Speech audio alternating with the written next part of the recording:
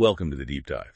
We plunge into complex stories, pull out surprising truths, and really get to the core insights.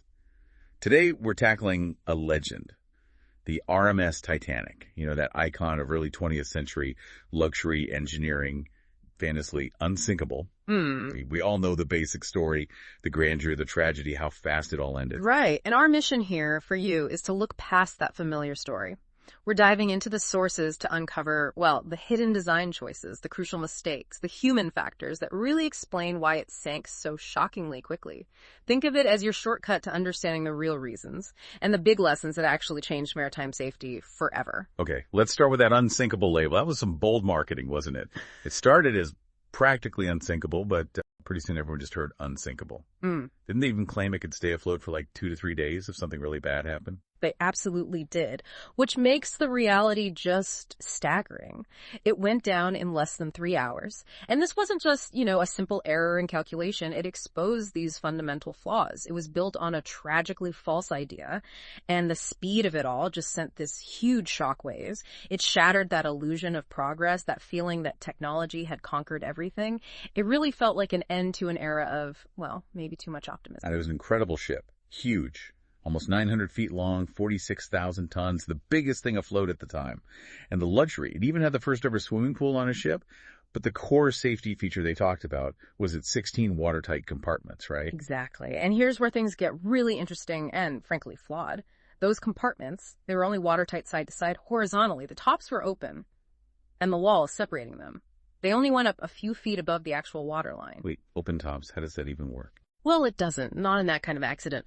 Once the bow dipped down after hitting the iceberg, water just cascaded. It flowed right over the tops of those walls into the next compartment and the next. So the system designed to contain flooding actually ended up spreading it faster. A profound unintended consequence. Wow. That's chilling. And there's more.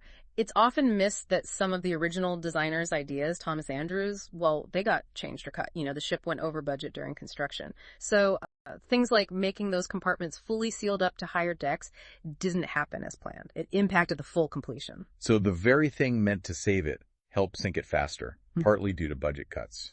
Incredible. But it wasn't just the design structure, was it? What about the metal itself? The hull. Yeah, this is another critical piece. The steel used for the hull experienced what we call brittle fracture. Think of it like this. Yeah. Modern steel, if hit hard, might bend or deform. The Titanic steel in that freezing North Atlantic water, it shattered, almost like broken china. Shattered. Tests on recovered pieces showed unusually high levels of sulfur and oxygen in the steel mix. This made it inherently brittle, especially at low temperatures. So you had this dangerous combination, a design flaw, letting water spread, and materials that couldn't withstand the impact without creating huge gaping holes. It just accelerated everything. Such a cascade of failures. And the human cost was immense. Around 1,500 people lost out of over 2,200 on board, despite heroic efforts. What was the biggest single reason for that terrible loss of life?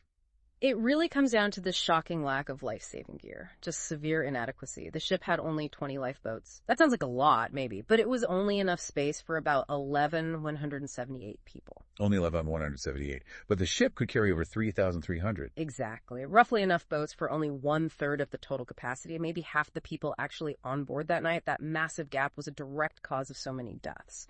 And you add in human factors like the decision to keep steaming at high speed even after getting ice warnings.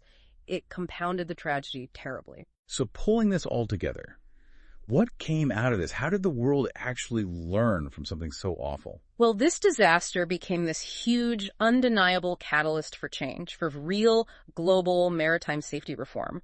If you connect the dots, it led straight to the first International Convention for the Safety of Life at Sea Solace in 1914. Solace, right? I've heard of that. What did it do? Crucially, it mandated enough lifeboat spaces for every single person on board. No more compromises.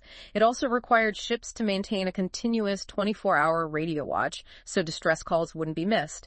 And big changes to ship design, like making sure those bulkheads, those compartment walls actually extended much higher, making them properly watertight vertically.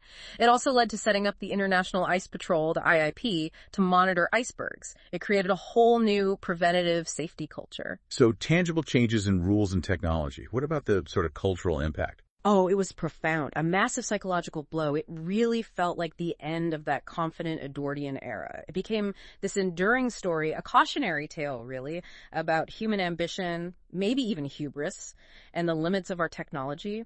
It still resonates today, that idea that even the greatest things we build can have hidden flaws. Absolutely. The Titanic story, then, is this complex ambition, brilliance, but also tragic mistakes and oversights, and ultimately a powerful lesson in accountability that genuinely reshaped safety at sea. Which really brings us to a final thought for you listening right now. It raises an important question.